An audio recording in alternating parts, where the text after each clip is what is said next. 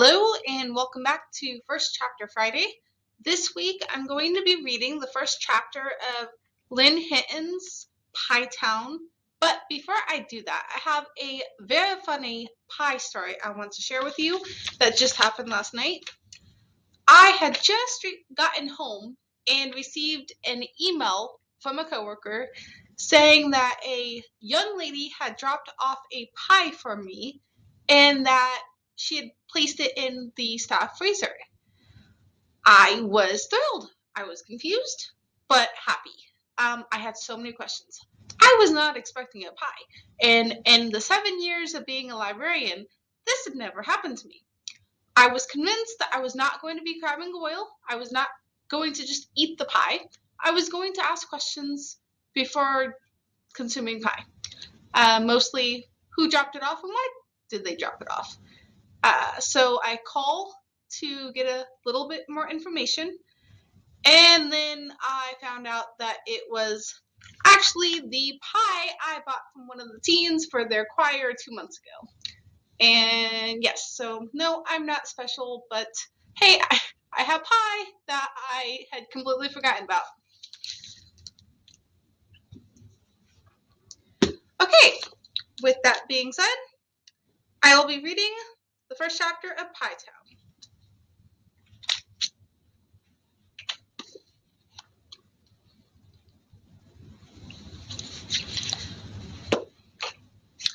Chapter 1. They come, the two of them, desperate, longing, alone, and displaced. They come because they are told to come. One beckoned from whispers, speaking in lingering dreams, directed by stars and canyon voices. The other, obeying the orders of stern and reasonable men of piety and certitude. They come because they know no better, because they have nowhere else that will receive them. They come to settle what cannot be settled. They come to find what it is they miss, and what it is they never knew existed. Neither of them has a sense of this desert, the forests, Cibola or Gila.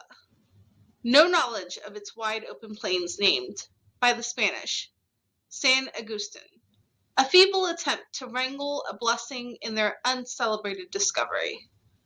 They do not know the long, winding dry springs, Largo and Mongas Creek, nor have they walked the road through the tiny village of Quemando, with its famed lightning field, or across the meadows studded with short, scubby pinyon pines.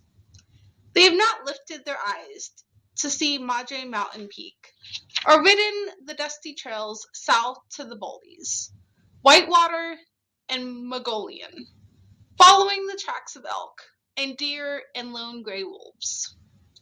They do not know this is hallowed family land, my mother's mother's land, the land of my ancestors and the old ones. They have not learned that this is my family's heritage, Zuni, gathered and scattered along this territory centuries ago, living here long before the farmers, Catholic and Spanish, moved from settlements north and east to establish villages of their own, and longer still before the Panhandle Texans and Southern Plains homesteaders came riding into town, laying claim to earth and making borders on property that was not theirs to possess. They do not know that this is the place of aged secret trails and the sacred salt lake of my people and their tribes. This is my home, the place where I took my first breath, landed my first step, laughed my first laugh, and shed my last tear.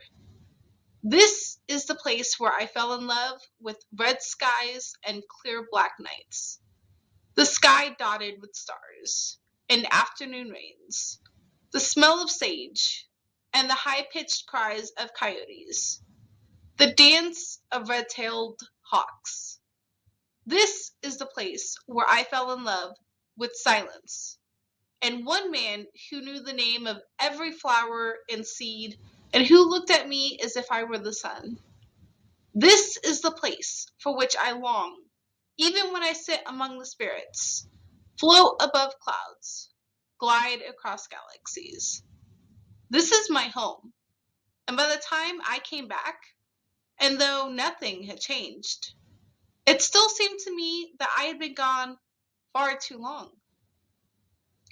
These two will never understand, however, that I came not for this place, not for them, and not even for the man who grew bushes of sweet lavender and tall stalks of pink and rose hollyhock.